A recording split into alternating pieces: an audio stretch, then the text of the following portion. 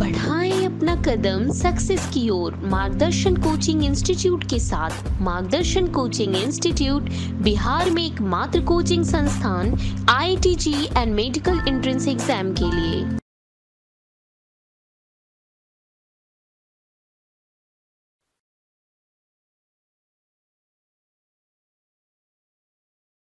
Dear student of class 12, हम लोग last class में प्लेन के बारे में डिफरेंट टाइप्स ऑफ इक्वेशन देख चुके हैं।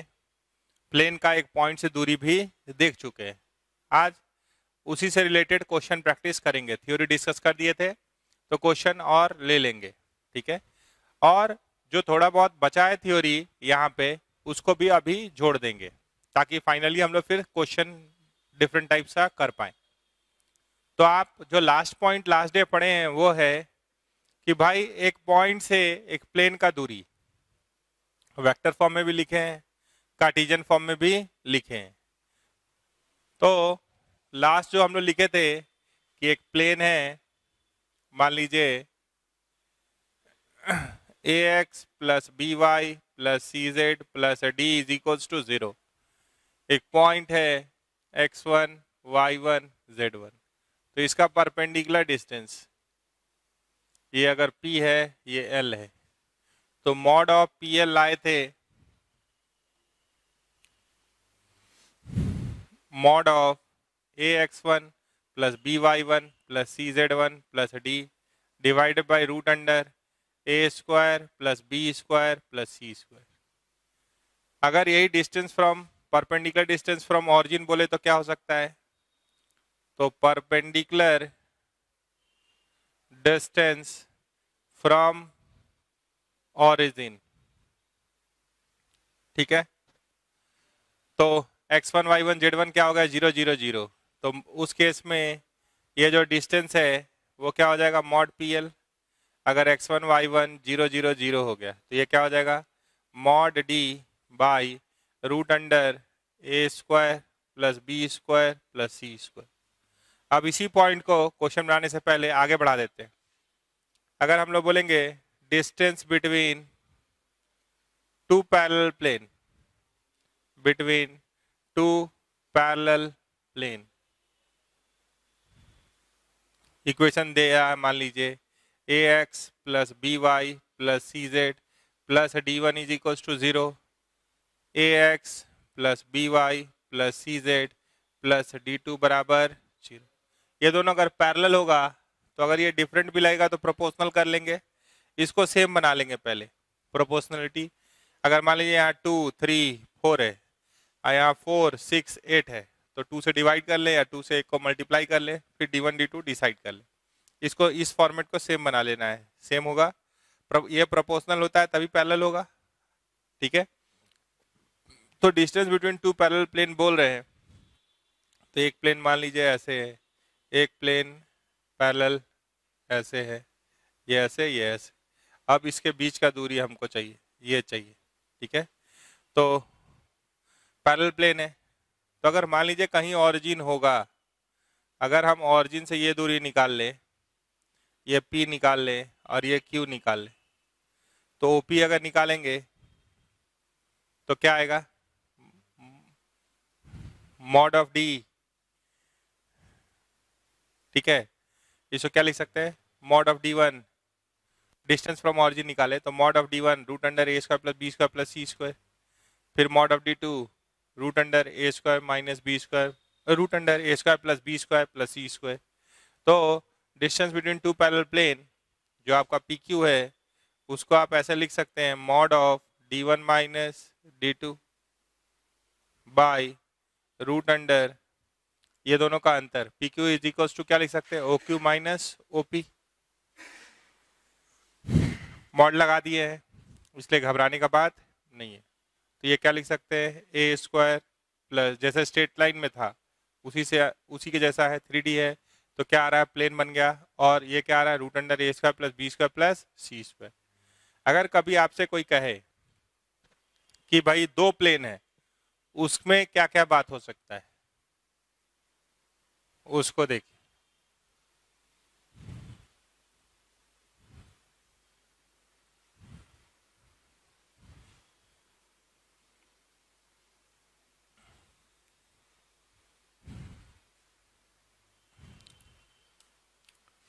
क्या बात कर रहे हैं? प्लेन एंड प्लेन, दो प्लेन है। तो अगर मान लीजिए बुक, अगर एक बुक को ले लेते हैं, किताब ले लिए या कॉपी ले लिए, ये एक प्लेन है और ये एक प्लेन है, तो इसके बीच में क्या क्या बात हो सकता है? ये इंटरसेक्ट का, अगर या तो ये पैरेलल होगा या इंटरसेक्टिंग होगा। अगर इंटरसेक्ट होगा तो कभी प्लेन इंटरसेक्ट होगा, ये एक प्लेन था, ये एक प्लेन था, तो ये इंटरसेक्ट होगा तो क्या मिलेगा? लाइन ऑफ इंटरसेक्शन मिलेगा। जैसे ये एक प्लेन है, ये एक प्लेन है ऐसे, तो यहाँ क्या मिलेगा? ये एक प्लेन है तो क्या मिलेगा? लाइन ऑफ इंटरसेक्शन मिल सकता है। ठीक है, तो दो प्लेन अगर इंटरसेक्ट करता है तो क्या मिलता है? लाइन ऑफ इंटरसेक्शन मिलता है। और पैरेलल अगर होगा तो सबसे पहले ये ध्यान लीजिए ना कि आप दो प्लेन में क्या बात हो रहा होगा, इंटरसेक्ट कर रहा होगा या पैरेलल हो रहा होगा, ये कैसे पता कर सकते हैं? एंगल बिटवीन देम से। तो सबसे पहला पॉइंट यहाँ पे लेके आ रहे हैं कि angle between plane, angle between plane या planes is same as angle between is same as angle between normal normals। जैसे एक प्लेन है, जैसे मान लीजिए कि यही प्लेन है तो ये इसका नॉर्मल है। एक प्लेन जिस पे हम खड़े हैं तो हम इस पे नॉर्मल हैं, तो इसके बीच में एंगल 90 है, तो यहाँ पे भी क्या देख रहे हैं? ये क्या देख रहे हैं? 90। यहाँ पे भी एंगल 90 बन रहा है। अगर इसके साथ देखें तो इसके और इसके बीच में भी एंगल क्या है? 90। आप अगर कोई पेपर ले लेते हैं, मान लीजिए कोई भी पेपर या एक प्लेन, ऐसे सोचिए ना, ये अगर टिल्ट हुआ ऐसे, ये प्लेन एक टिल्ट किए, ठीक है, एक कोई पेपर ले लेते हैं, पेपर मान लीजिए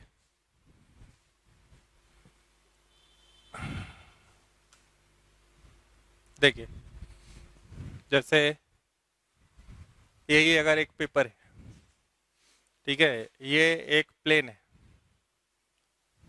ये एक प्लेन हुआ, या एक प्लेन यहाँ रहने देते हैं, दूसरा प्लेन ये हुआ, ऐसे या ऐसे आप ले सकते, ठीक है, ये ऐसे। तो इसका नॉर्मल कहाँ जा रहा है? इसका नॉर्मल कहाँ जा रहा है? इसका नॉर्मल ऐसे आ रहा है और इसका नॉर्मल ऐसे आ रहा है, तो यहाँ पे एक एंगल बन रहा है। ये एंगल जैसे ही आप यहाँ से यहाँ परपेंडिकुलर डाले तो यहाँ 90 डिग्री हो रहा है, जैसे ही आप इस पे नॉर्मल डाले यहाँ 90 हो रहा है, तो यहाँ एक क्वाड्रिलेटरल बनता हुआ आपको दिख रहा है। अगर इसको हम ऐसे से ज्वाइन कर दे तो एक क्वाड्रिलेटरल बनता हुआ दिख रहा है। जैसे आप ऐसे सोचिए, ये एक प्लेन है, एक प्लेन छत है मान लीजिए, तो यहाँ से हम ये पॉइंट पकड़ लिए, यहाँ से परपेंडिकुलर वहाँ डाले, यहाँ से परपेंडिकुलर यहाँ डाले, तो ये 90 डिग्री हो रहा है। तो यहाँ से ऐसे आए, ऐसे जाए, वैसे ज्वाइन करे तो एक क्वाड्रिलेटरल बन रहा है। तो sum of 4 angle of a quadrilateral is 180 degree. अब आप यहाँ पे जब परपेंडिकुलर डाले हैं तो ये 90 है। आपको जरूरी नहीं है कि प्लेन ऑर्थोगोनल ही हो, कैसा भी हो, मान लीजिए ऐसे टिल्ट भी कर रहे हैं, लेकिन यहाँ से जब यहाँ से जब इसे परपेंडिकुलर डालेंगे तो ऐसे डालेंगे, तो ये जो परपेंडिकुलर जा रहा है तो यहाँ पे तो एंगल 90 बनाया, और इसका जो परपेंडिकुलर आया वो भी यहाँ पे क्या बनाया? 90 बनाया। और जब एक क्वाड्रिलेटरल बन जाएगा जिसका दो एंगल क्या होगा? 90, तो बाकी दोनों का जोड़ क्या होगा? वो अगर दो एंगल 90-90 हो जाएगा तो उसका जोड़ 180 हो गया। चारों एंगल का जोड़ क्वाड्रिलेटरल का क्या होता है? एक क्वाड्रिलेटरल बनता हुआ आपको दिखेगा, चारों एंगल का जोड़ क्या होगा? 360, तो दो का जोड़ 180 आ चुका है, तो यानी बाकी दोनों का जोड़ भी क्या होगा? एक जो नॉर्मल के बीच में बन रहा है और एक जो प्लेन के बीच में बन रहा है, वो दोनों का जोड़ क्या होगा? 180 होगा। तो एक अगर थीटा तो दूसरा 180 माइनस थीटा। तो ऐसे भी अगर प्लेन इंटरसेक्ट करता है, ये एक प्लेन है, ये एक प्लेन है, अगर ये एंगल थीटा है तो इधर भी तो एक एंगल है। अगर ये वाला एंगल इस प्लेन के साथ इधर ये एंगल अगर थीटा है तो इधर 180 माइनस थीटा है कि नहीं? तो जैसे नॉर्मल के पास दो एंगल मिल रहा है, वैसे प्लेन के पास भी दो लाइन इंटरसेक्ट करता है, दो एंगल मिलता है ना, एक थीटा एक 180 माइनस थीटा। तो अगर प्लेन भी इंटरसेक्ट कर रहा है तो ये वाला एंगल अगर थीटा, तो इधर वाला इसको प्रोड्यूस कीजिए, इधर वाला एंगल 180 माइनस थीटा होगा ही। तो आपको दोनों नॉर्मल पता है, मान लीजिए a1x plus b1y plus c1z plus d1 is equal to 0, और ये हो गया a2x plus b2y plus c2z plus d2 बराबर 0। तो पहला नॉर्मल क्या हुआ, n1 a1x, सॉरी ये होता है direction ratio of normal, a1i plus b1j plus c1k, और n2 क्या हुआ, a2i plus b2j plus c2k, ऐसा हुआ। तो एंगल बिटवीन देम, अगर हम बोल रहे हैं एंगल बिटवीन देम थीटा, तो ये क्या होगा, एंगल बिटवीन टू वेक्टर क्या होता है, पैरेलल वेक्टर नहीं, एंगल बिटवीन टू वेक्टर्स क्या होता है, n1 dot n2 by mod n1 mod n2। तो एंगल बिटवीन देम निकाल सकते हैं। अगर ये परपेंडिकुलर होगा तो ये cos थीटा का वैल्यू 0 आ जाएगा, अगर ये पैरेलल होगा तो इसका वैल्यू 1 आ जाएगा, cos 0 क्या होता है 1। और पैरेलल तो दो प्लेन पैरेलल है, टू प्लेन्स आर पैरेलल, वो तो हम यहाँ से भी चेक कर सकते हैं, टू प्लेन्स आर पैरेलल मतलब नॉर्मल क्या होगा, नॉर्मली पैरेलल होगा, तो a1 by a2 is equals to b1 by b2 is equals to c1 by c2। और n1 डॉट n2 कर रहे हैं तो क्या आ रहा है, a1 a2 plus b1 b2 plus c1 c2 divide by root under a1 square plus b1 square plus c1 square root under a2 square plus b2 square plus c2 square. ये क्या हो गया, cos थीटा। ऐसे चलेंगे तो कभी भी angle between two plane निकालना होगा तो क्या करेंगे, एंगल बिटवीन देयर नॉर्मल्स निकाल लेंगे। अगर angle between plane and line निकालना था तो क्या था, साइन लाइन में पैरेलल वेक्टर पता होता है, तो n dot p by mod n mod p क्या था, cos थीटा नहीं था, क्या था साइन थीटा, वो बात कर चुके हैं हम लोग। अब आगे चलिए,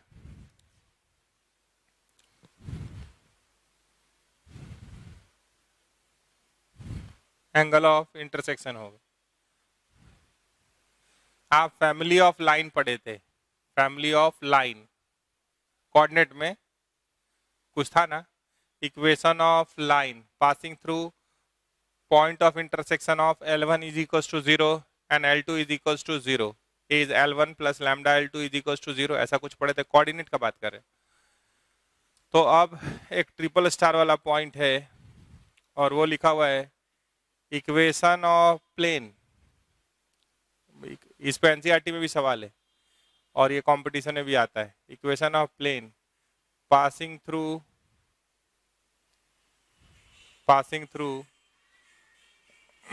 line of intersection of P1 is equals to 0 and P2 is equals to 0 is P1 plus lambda P2 is equals to 0 होता है। आप बोलेगा हम क्यों मान लें इसको, तो आप ऐसे सोचिए कि a1x plus b1y plus c1z plus d1 बराबर 0, यही है P1, और ये है a2x plus b2y plus c2z plus d2 बराबर 0। तो ये कैसा दिखाई देगा, a1x plus b1y plus c1z plus d1 plus lambda times a2x plus b2y plus c2z plus d2 is equals to 0। तो ये कैसा दिख रहा है, a1 plus lambda a2 into X, b1 plus lambda b2 into y, c1 plus lambda c2 into z plus d1 plus lambda d2 बराबर 0। ठीक है, तो ये प्लेन का फॉर्मेट है इसलिए प्लेन है। हाँ, अगर कोई भी पॉइंट इस प्लेन पे आएगा, ये दोनों का जो कॉमन पॉइंट होगा उसको डालेंगे तो ये भी 0 हो जाएगा। जो line of intersection is the common part of both plane, तो उस पे अगर उस कॉमन पार्ट पे वो जो कॉमन लाइन आ रहा है उस पे अगर कोई पॉइंट लेंगे, उसको डालेंगे तो प्लेन 1 पे भी होगा और वो प्लेन 2 पे भी होगा। तो अल्फा बीटा गामा अगर उस पे आ रहा है तो यहाँ डालेंगे तो ये भी 0, ये भी 0, तो 0 प्लस लैम्डा इंटू 0, 0 हो रहा है। तो आप इसका अगर यूज करेंगे, इसके बाद अगर कोई कांस्टेंट दिया है, इसके बारे में कुछ और कहानी सुनाया हुआ, तो लैम्डा फाइंड हो सकता है। जैसे अगर बोल दे कि this new line is passing through origin, तो 0 0 0 यहाँ डाल सकते हैं एक्स वाई जेड के जगह पे, तो यहाँ से लैम्डा आ जाएगा माइनस d1/d2, वापस लैम्डा डाल दें तो ये इक्वेशन ऑफ प्लेन हो जाएगा। तो ये बहुत इंपॉर्टेंट लॉजिक है, ठीक है। हाँ, यहाँ पे एक और बात कर ही दे कि कभी अगर दो प्लेन दे दिया, अब दोनों इंटरसेक्ट कर रहा है, तो जो लाइन ऑफ इंटरसेक्शन मिल रहा है, जो लाइन ऑफ इंटरसेक्शन मिल रहा है वो कैसे फाइंड कीजिएगा, ये एक इससे ही बड़ा सवाल। क्या है अगला सवाल, सुनिए।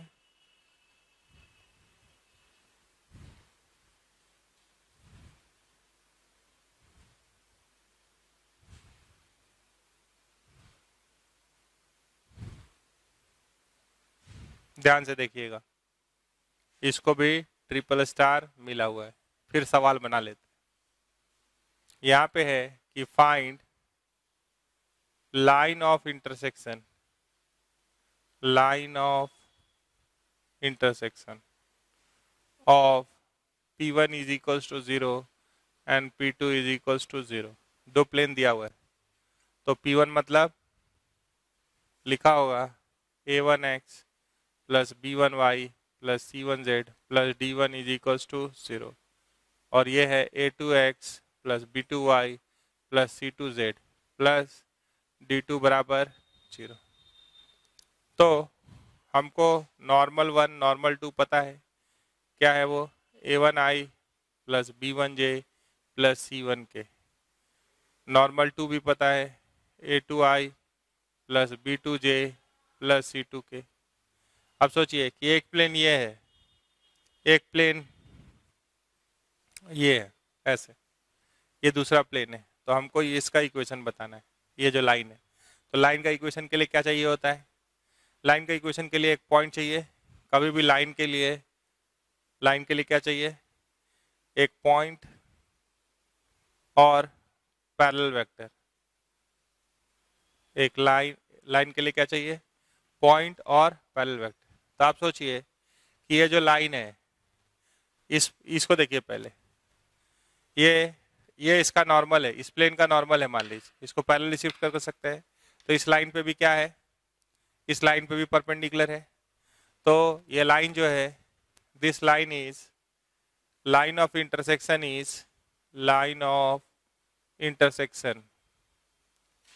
Is perpendicular to n1 and n2 भी ना। अगर ये प्लेन ऐसा है तो इसका नॉर्मल ऐसे गया, तो आप बताइए इसके बीच में एंगल कितना है, ये लाइन और इसके बीच में एंगल कितना है, या 90 डिग्री है या नहीं है। आप सोचिए ना ऐसे कि अगर एक प्लेन है तो इस प्लेन में आने वाला हर एक लाइन पे नॉर्मल क्या होगा, परपेंडिकुलर। तो ये दूसरा प्लेन है, तो इस प्लेन का जो नॉर्मल है, इस प्लेन का जो नॉर्मल है वो भी ये लाइन दोनों प्लेन में है। तो अगर ये प्लेन 2 में आ रहा है तो जो प्लेन 2 का नॉर्मल है वो इस पे भी परपेंडिकुलर होगा, तो ये n1 पे भी परपेंडिकुलर होगा और n2 पे भी परपेंडिकुलर होगा। तो लाइन का पैरेलल वेक्टर ऑफ लाइन कैसे निकाल सकते हैं, तो हम फाइंड कर सकते हैं पैरेलल वेक्टर ऑफ लाइन। इसको मान लीजिए हम P बोल दे रहे हैं, तो इसको लिख सकते हैं n1 क्रॉस n2। क्यों, उसका कारण ये है n1 क्रॉस n2। तो लाइन तो मिल गया, अब पॉइंट चाहिए, पैरेलल वेक्टर मिल गया, अब पॉइंट चाहिए। तो पॉइंट तो अगर जनरल माने तो अल्फा बीटा गामा, यहाँ पे इक्वेशन 2 ही दिख रहा है, तो जैसे अगर दो प्लेन इंटरसेक्ट करेगा, जैसे अगर आप ध्यान से देखेंगे, अगर दो प्लेन इंटरसेक्ट करेगा, जैसे एक प्लेन ये है, एक प्लेन ऐसे मान लीजिए, या ऐसे लिए थे, तो ये लाइन आया, ठीक है, ये लाइन अभी ऐसे बना दिए है, हॉरिजॉन्टली बना दिए है। ये लाइन कभी ना कभी तो थोड़ा सा देखिएगा, हम एग्जैक्ट बना रहे, ये स्पेशल केस हटा दिए। मान लीजिए कि ये लाइन है, ये प्लेन है, ये प्लेन है, तो इसका लाइन ऑफ इंटरसेक्शन ऐसे हुआ, थोड़ा टिल्ट बनाए जानबूझ के, क्या उससे बोलना चाहते हैं। तो ये लाइन कभी न कभी तो XY प्लेन में जाएगा ना, तो आप क्या जानते हैं, ये XY प्लेन में जाएगा। कोई स्पेशल लाइन होगा जो अभी थोड़ी देर पहले ऐसे बना हुआ था, तो वो XY प्लेन में नहीं जाएगा, तो उसको सोचने का तरीका बदल देंगे। पहले एक जनरल को सोचिए, हर लाइन, ज्यादातर लाइन XY प्लेन में जाता है। XY प्लेन में जाने का मतलब, XY प्लेन में जाने का मतलब Z 0 होना। इन XY प्लेन Z क्या होता है, 0। तो हम एक पॉइंट ले सकते हैं XY प्लेन में, अल्फा बीटा 0, ठीक है। तो यहाँ पे दो ही अननोन होगा, और प्लेन पे ये जो लाइन है, this is the common part between plane 1 and plane 2। तो दिस पॉइंट हम कहाँ लिए हैं, लाइन पे, तो ये प्लेन 1 पे भी होगा और प्लेन 2 पे भी होगा। तो ये क्या हो गया, A1 alpha plus B1 beta plus D1, क्योंकि ये तो 0 हो गया, और A2 alpha plus B2 beta plus D2 बराबर 0। तो यहाँ से अल्फा आप क्रॉस मल्टीप्लीकेशन मेथड से निकाल सकते हैं, alpha by B1 D2 minus D1 B2 beta by D1 A2 minus A1 D2 1 by A1 B2 minus B1 A2। तो अल्फा बीटा आ गया, तो अल्फा भी आ गया, बीटा भी आ गया, पॉइंट अल्फा बीटा 0 भी हो गया, ये नॉर्मल भी हो गया। तो मान लीजिए इस नॉर्मल का नाम अगर हम P1I plus P2J plus P3K करते हैं, तो इक्वेशन ऑफ लाइन क्या लिख सकते हैं, बोलिए। इक्वेशन ऑफ लाइन क्या लिख सकते हैं, x minus alpha by P1 y minus beta by Q1, नहीं P2 लिखा है तो P2 लिखिए, z minus 0 by P3 is equal to lambda Q mu, कुछ भी मानिए। तो ये बहुत इंपॉर्टेंट है। क्यों ऐसा किए, आपके मन में ये अगर सवाल आ रहा हो कि ऐसा क्यों किए कि अल्फा बीटा 0 लिए, आप चाहें तो 0 अल्फा बीटा 0 बीटा गामा भी लेके बना सकते हैं। तो एक लाइन पे तो इनफाइनाइट पॉइंट्स होता है, तो कोई भी एक पॉइंट एज्यूम कर लीजिए जो कि आपको कैलकुलेशन को क्या करे, आराम से करा दे। नहीं भाई, कोई भी जनरल लाइन है अगर, तो XY प्लेन में भी आएगा, YZ प्लेन में भी जाएगा, ZX प्लेन में भी जाएगा। Z एक्सिस पे जाएगा ये नहीं बोल रहे, Z एक्सिस पे अगर नहीं भी जाए लाइन, अगर वो दूर भी रहे, ठीक है, लेकिन Z एक्सिस पे भी जाएगा। अगर आप मान लीजिए कि ऐसे कुछ बना दे, ऑरिजिन पे नहीं जाएगा वो बात अलग है, ठीक है, और एक्सिस से भी दूर रहेगा ये भी संभव हो सकता है, लेकिन प्लेन में तो जाएगा ही ना।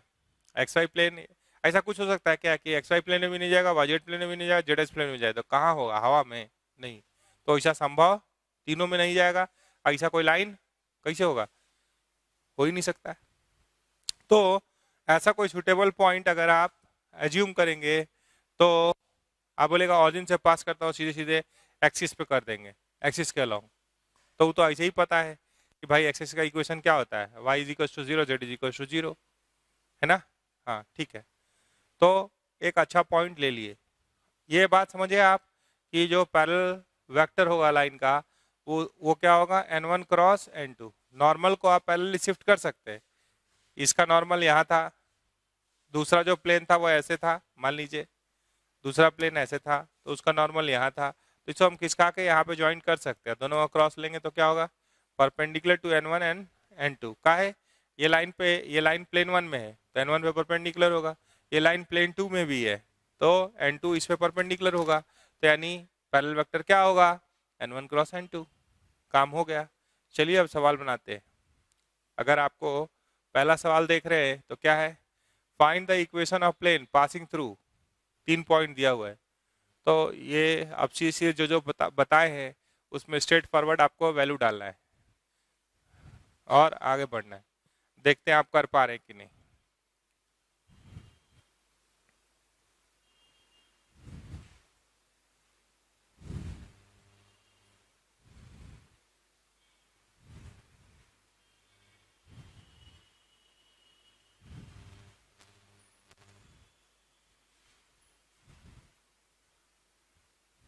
चलिए तो पहला सवाल है हमारे पास, equation of plane passing through P 1 1 1 Q 3 minus 1 2। तीसरा है R -3 5 -4। ठीक है, तो इक्वेशन ऑफ प्लेन ये बहुत बार आता है, यहाँ कैलकुलेशन होता है इसीलिए बना रहे। Equation of plane passing through x1 y1 z1 क्या होता है, ये होता है a into x minus x1 plus b into y minus y1 plus c into z minus z1 is equal to 0। तो ये क्या हो गया, a x minus 1 plus b y minus 1 plus c z minus 1 बराबर 0। तो 3 unknown दिख रहा है ए बी सी। तो इट इज पासिंग थ्रू 3 -1 2। तो कैसा दिखाई देगा, 3 यहाँ डाले 3 -1 2 तो ये होगा 2a, -1 यहाँ डाले -1 -2b, 2 यहाँ डाले तो प्लस c बराबर 0। एंड एक और पॉइंट दिया हुआ है -3 5 -4, -3 5 -4 तो -3 यहाँ डाले तो ये क्या हुआ -4a, 5 यहाँ डाले 5 -1 4b, -4 -1 -5c is equals to 0। अब क्रॉस मल्टीप्लीकेशन मेथड से चलते हैं, a by b by c by, ठीक है, तो इसको छुपा दिए, ये क्या हो गया 10 -4 ऐसा दिख रहा है, इसको छुपा दिया, आगे से आइए क्योंकि यहाँ माइनस नहीं लिखे, -4 minus minus plus 10 c by 8 और यहाँ क्या होगा 8 -8 ऐसा आ रहा है। तो इसका मतलब क्या है कि z का टर्म नहीं होगा, तो a बराबर k बोल दिए, ठीक है। तो ये क्या आ गया, a बराबर 6k, b बराबर 6k, c बराबर 0। समझ गए। तो ये ए बी सी जो है आप इक्वेशन 1 हमारा ये है, इसमें डाल सकते हैं।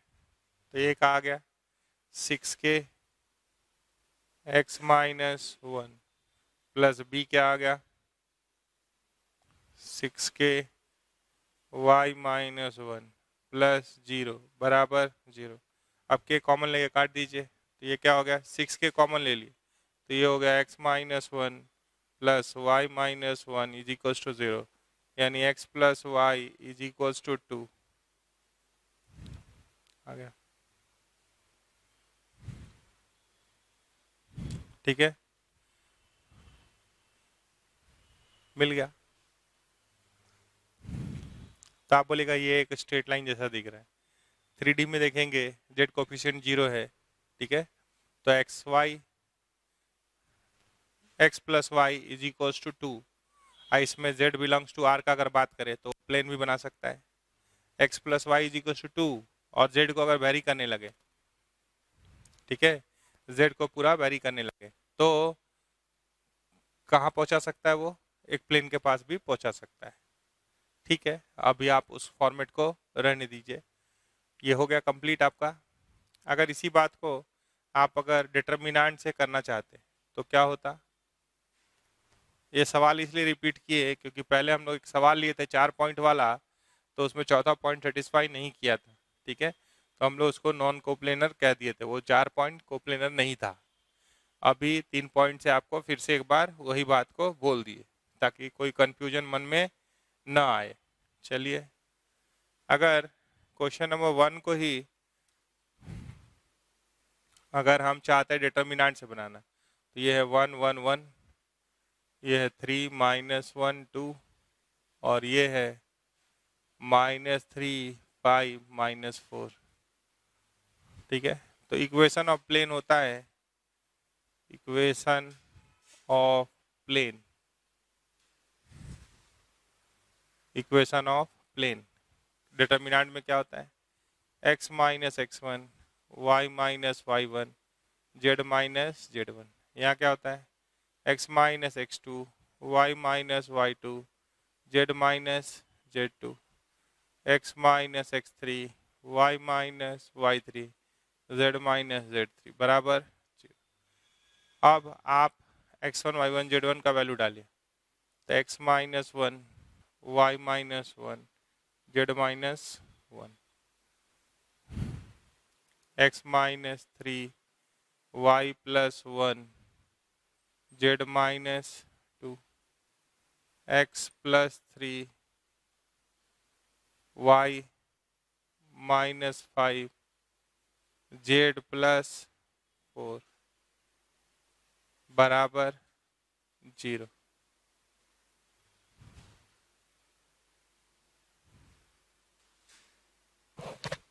ठीक है, तो अब आप इसे एक्सपेंड कीजिएगा तो भी आ जाएगा, या डिटर्मिनेंट का सिंप्लीफिकेशन पे बात हम लोग करने वाले हैं कुछ क्लासेस के बाद, इसको ख़त्म करने के बाद मैट्रिक्स डिटर्मिनेंट का बात करेंगे, तो इसको आप और आराम से फैला पाएंगे। अभी तो आपको जो आता है ऐसे एक्सपेंड कर लीजिए, और आंसर तो पहले से पता है, x + y = 2 आया था ना, वही आ जाएगा। अब आप चलिए क्वेश्चन नंबर 2 पे। क्या है question number 2? Find the angle between line and plane.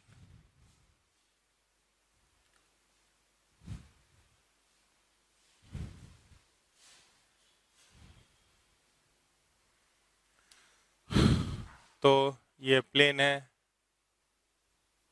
ये लाइन है, मान लीजिए यहाँ कहीं नॉर्मल है, ये 90 डिग्री, ठीक है। तो हमको ये एंगल निकालना है थीटा। ये क्या है? नॉर्मल। ये क्या है? लाइन। यहाँ से ये ऐसे चला गया, तो आपको ये एंगल चाहिए, और ये टोटल एंगल कितना है? इस प्लेन में कोई भी लाइन खींचेंगे तो नॉर्मल के साथ कितना एंगल बनाएगा? 90 डिग्री। ये बात आप मान चुके हैं, तो ये एंगल हम आराम से एंगल बिटवीन 2 वेक्टर से निकाल सकते हैं। तो लाइन अगर दिया है, मान लीजिए x - a, या अगर आप बोल रहे हैं r = a + λb, और ये क्या होता है? r - a डॉट n = या प्लेन का इक्वेशन r डॉट n बराबर कुछ d लिखे हैं, मान ली प्लेन हो गया, इससे इसका अलग अलग। तो इसका नॉर्मल पता है और इसका पैरेलल वेक्टर, तो एंगल बिटवीन देम क्या है? एंगल बिटवीन 2 वेक्टर, तो एंगल क्या है? इसके पैरेलल वेक्टर और नॉर्मल के बीच में 90 - थीटा। ये क्या होता है? b dot n by mod b mod n, तो ये क्या होता है? Sine theta. तो आप क्वेश्चन नंबर 2 को देखिए, तो आपके पास r है, r = I + 2j - k plus lambda times I - j plus k। तो b क्या हो गया? यहाँ पॉइंट होता है और यहाँ पैरेलल वेक्टर, तो ये हो गया I - j प्लस k, ठीक है। और b मिल गया, पैरेलल वेक्टर मिल गया, और प्लेन का इक्वेशन क्या है? Dot R dot 2i minus J plus K बराबर 4। तो ये जो डॉट एन देख रहे हैं यही ना है, तो एन क्या हो गया 2i माइनस जे प्लस के। तो बताइए cos 90 माइनस थीटा क्या हुआ साइन थीटा। बी क्या है i minus J plus K dot N क्या है 2i minus J plus K divide by mod B mod N. तो ये 1 का स्क्वायर 1 माइनस 1 का स्क्वायर 1 1 का स्क्वायर 1 2 का स्क्वायर 4 माइनस 1 का स्क्वायर 1 ऐसा आ रहा है। तो साइन थीटा बराबर आई डॉट आई 1, तो 2 इंटू 1 माइनस 1 प्लस 1 6 √3 और √7 ना 4 2 6 6 6 आ रहा है वो, और 3 ये है तो 18, तो 3√2। तो sine theta is equals to आ गया 2 2 4, तो 2√2/3। ठीक है, तो थीटा इज इक्वल्स टू क्या लिख सकते हैं साइन इनवर्स 2√3/3 आंसर। ठीक है, इसी तरह का सवाल क्वेश्चन नंबर 3 है। ठीक है, क्वेश्चन नंबर 3 है। क्वेश्चन नंबर 3 देखिए और जल्दी से उसको बनाइए।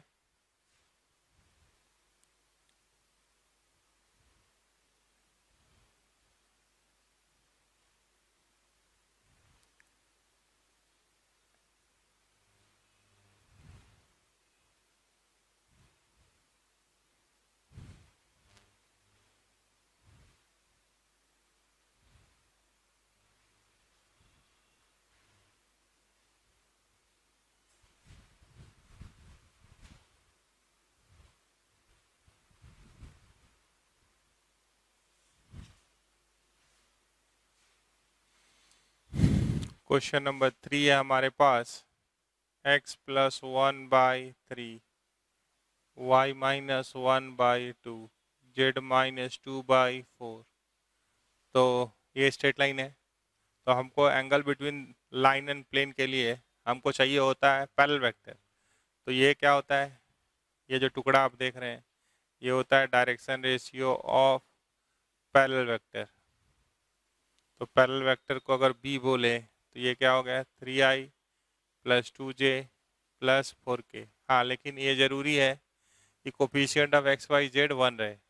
ऊपर जरूरी है कि coefficient of X Y Z क्या रहे 1 रहे। अगर मान लीजिए यहाँ 2 होता तो हम 2 यहाँ से कॉमन लेके यहाँ डिवाइड कर देते, ये ध्यान रखिएगा। यहाँ अगर 2 होता तो क्या करते कॉमन लेके इसको डिनोमीटर में शिफ्ट कर देते, वो काम भी याद रखेंगे। अच्छा, प्लेन का इक्वेशन है 2x plus Y minus 3z plus 4 is equals to 0। तो ये जो आप coefficient of X Y Z देखते हैं ये क्या होता है डायरेक्शन रेशियो ऑफ नॉर्मल होता है। तो नॉर्मल क्या हो गया, नॉर्मल हो गया 2i प्लस जे माइनस 3k। अब cos angle between line and plane, angle between line and plane. तो यहाँ cos थीटा नहीं होता है, क्या होता है साइन थीटा, क्योंकि cos 90 minus theta is sine theta. ये क्या होता है बी, ये इसलिए बोर्ड में भी इम्पोर्टेंट है क्योंकि यहाँ cos थीटा नहीं है, क्या है cos 90 minus theta and that is equals to sine theta by mod B mod N. तो ऊपर आ गया आपके पास 3i plus 2j plus 4k dot n। तो ये हो गया 2i plus j minus 3k by mod B mod n। तो मॉड बी मतलब 3 का स्क्वायर प्लस 2 का स्क्वायर तो 4, 3 का square 9, 9 4 13 plus 16 root under modern, तो 2 का स्क्वायर 4 प्लस 1 प्लस 9। तो साइन थीटा बराबर हो गया, sine theta is equals to आई के साथ आ जाता है, तो ये हो गया 6, 3 2 जा 6, 2 इंटू 1 2 हो गया, 4 इंटू 3 -12 हो गया, बाई 9 4 13 13 और 16, तो रूट 29। ठीक है, इंटू 9 4 13 और 1 14, तो रूट 14। तो साइन थीटा बराबर आ रहा है 6 2 8, तो ये -4 बाई रूट 29 गुना 14, 9 गुना 4 36, 8 और 9 17, 17 और 3 20, 2 406।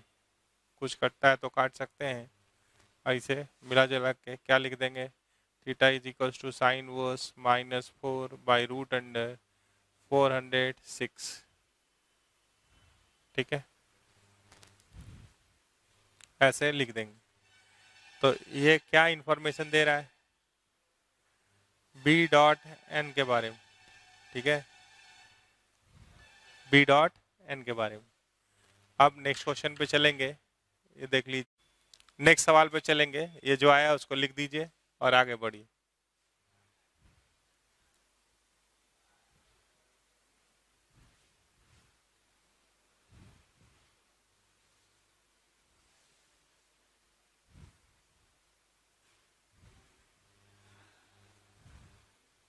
ये नेगेटिव साइन दिखा रहा है कि वो एंगल को क्लॉकवाइज में नाप लिया गया होगा, समझे, और कोई बात नहीं। 3 हो गया, 4 में चलिए, find the equation of plane containing the line of intersection of plane. तो आप जानते हैं equation of plane, equation of plane passing through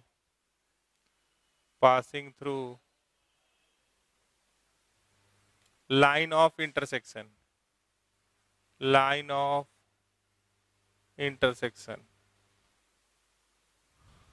of P1 is equals to 0 and P2 is equals to 0 is क्या होता है, P1 plus lambda P2 is equals to 0। ये theory आप जानते हैं।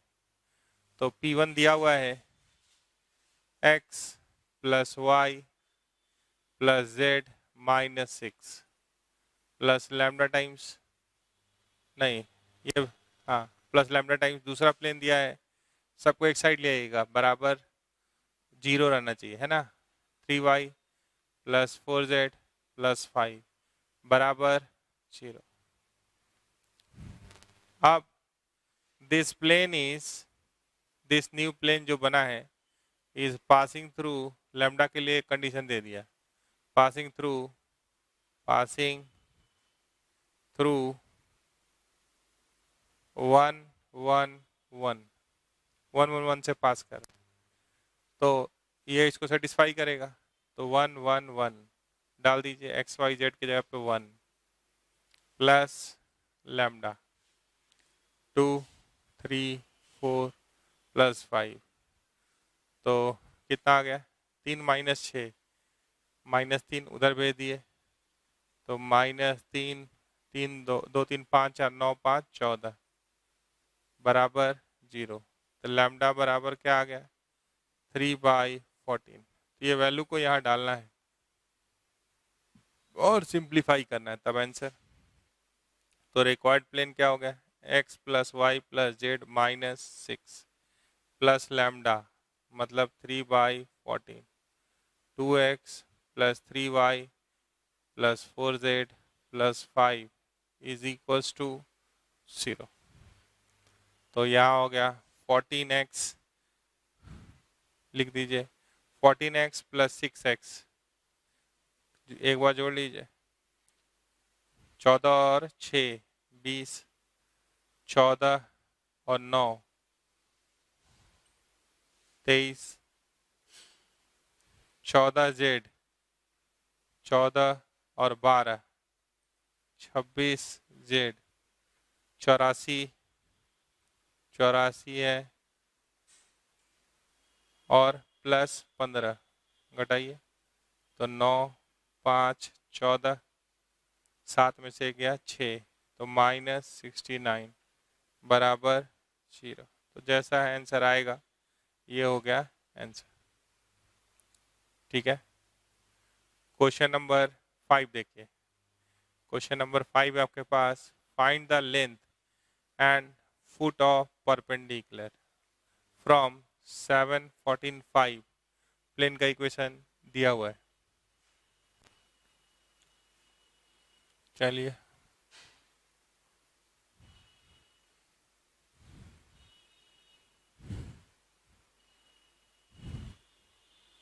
कार्टेशियन में बात कर देते हैं, एक बार रिपीट हो जाएगा थ्योरी भी।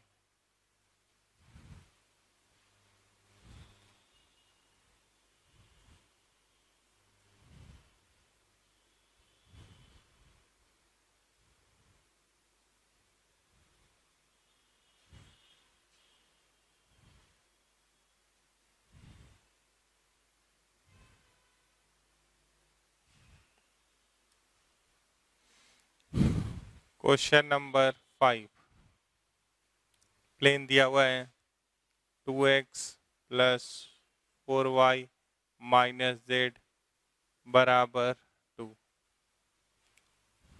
तो एक प्लेन दिया हुआ है, एक पॉइंट है 7 14 और 5, ये परपेंडिकुलर, ये फिट निकालना है, मतलब L का कोऑर्डिनेट भी निकालना है। ठीक है, तो आप बताइए कि यहाँ पे कहीं पॉइंट था, वहां से परपेंडिकुलर डाले और जो प्लेन का नॉर्मल होगा दोनों क्या होगा, पैरेलल। तो सबसे पहले यहाँ बताइए कि नॉर्मल क्या है, 2i प्लस 4j माइनस के। हम एक बात बोल रहे हैं कि PL is parallel to N, हाँ या ना, बोलिए। तो अगर हम 1 मिनट के लिए L को अल्फा बीटा गामा भी बोल देते तो डायरेक्शन रेशियो ऑफ PL क्या होगा, डायरेक्शन रेशियो ऑफ PL क्या होगा, बराबर अल्फा -7 बीटा -14 गामा -5 होगा। और नॉर्मल का डायरेक्शन रेशियो क्या है, 2 4। तो यहाँ से अगर देखें तो ये प्रोपोर्शनल होगा, अल्फा -7/2 बीटा -14/4 गामा -5/-। तो इसके अंदर दो इक्वेशन तो दिख रहा है, दो इक्वेशन दिख रहा है।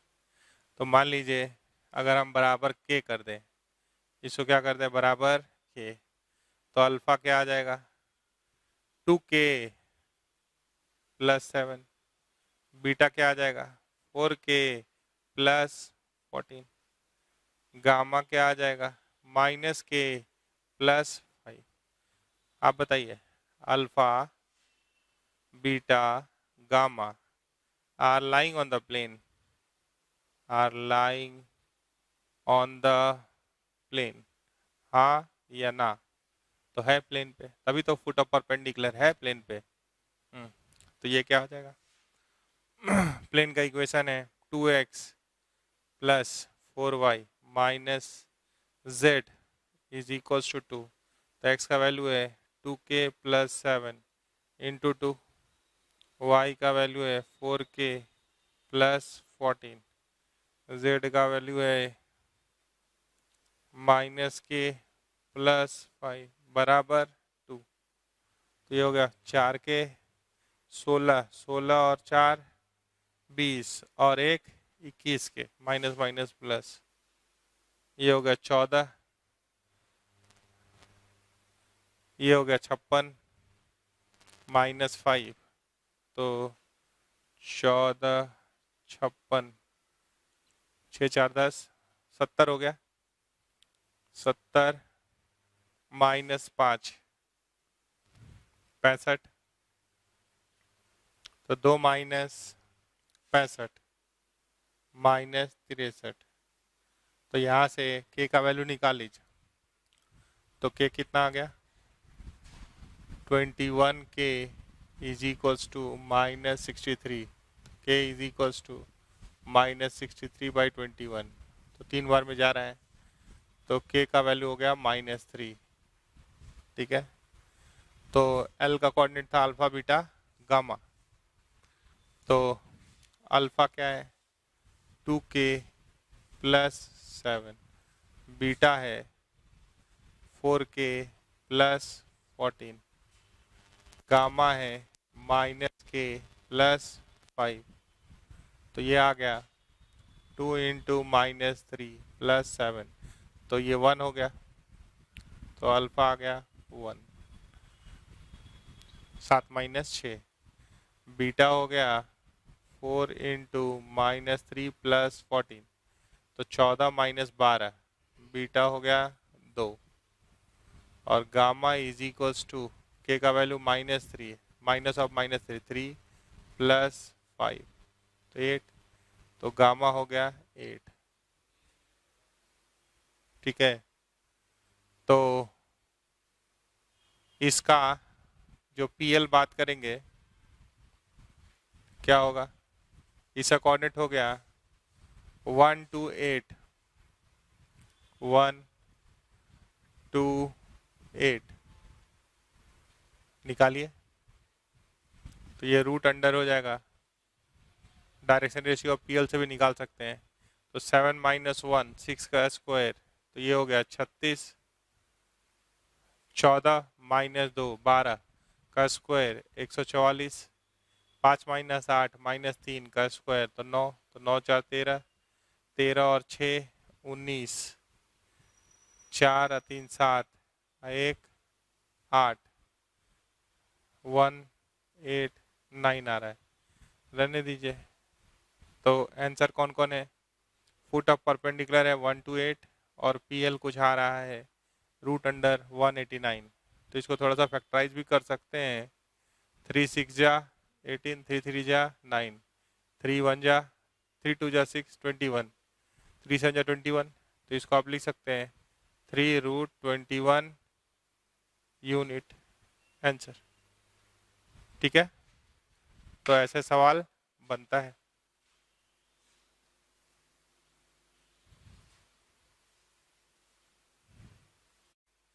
तो आप जितना पढ़ाई हो गया उससे सवाल को जोर लगा के बनाइए, बाकी बात हम लोग जो बचा हुआ है वो नेक्स्ट क्लास में करके प्लेन का थ्योरी को ख़त्म कर देंगे, सवाल प्रैक्टिस करेंगे उसके बाद भी। ठीक है, थैंक यू।